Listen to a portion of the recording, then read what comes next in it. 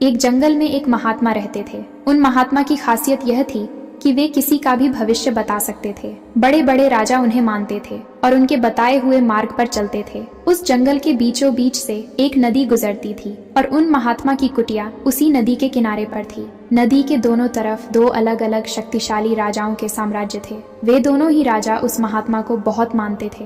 वे दोनों जब भी कोई बड़ा कार्य करते थे तो उन महात्मा से सलाह लेने के लिए अवश्य आते थे। एक दिन इन दोनों राज्यों में किसी बात पर बहस हो गई। बात इतनी बढ़ गई कि नौबत युद्ध पर आ गई। युद्ध की तारीख और समय तय कर दिया गया। पर जैसा कि दोनों राजाओं का एक नियम था कि जब भी कोई बड़ा कार्य करते हैं तो वे दोनों इस महात्मा की सलाह जरूर लेते थे। इसीलिए पहला राजा उन महात्मा के पास आता है और उनसे पूछता है कि महात्मा जी, मैंने पड़ोस के राजा के साथ युद्ध करने का फैसला किया है, इसीलिए ये जानना चाहता हूँ कि युद्ध का परिणाम किसके पक्ष में होगा। वे महात्मा कहते हैं कि यदि तुमने युद्ध किया तो तुम्हारी हार निश्चित है। फिर वो राजा महात्मा जी से पूछता है कि क्या जीतने का कोई भी उपाय नहीं है। वे महात्मा कहते हैं नहीं, कोई उपाय नहीं है, यदि युद्ध किया तो हार निश्चित है। फिर वह राजा कहता है कि तलवार मेयान से निकल चुकी है, अब युद्ध टलेगा तो नहीं, जो होगा देखा जाएगा। फिर वो राजा उसी समय वहां से चला जाता है और अपने सेना से जी तोड़ मेहनत करने के लिए कहता है। सभी सैनिक राजा की आज्ञा मानकर जी तोड़ मेहनत करने के लिए लग जाते हैं। दूसरे दिन दूसरा राजा उन महात्मा के पास आता है और उनसे पूछता है कि महात्मा जी, मैं पड़ोस के राजा के साथ युद्ध करने के लिए जा रहा हूँ, इसीलिए मैं इस युद्ध का परिणाम जानना चाहता हूँ कि युद्ध किसके पक्ष में रहेगा। वे महात्मा कहते हैं कि निसंदेह जीत तुम्हारी है और उस राजा के पास तुम्हें हराने का कोई उपाय नहीं है।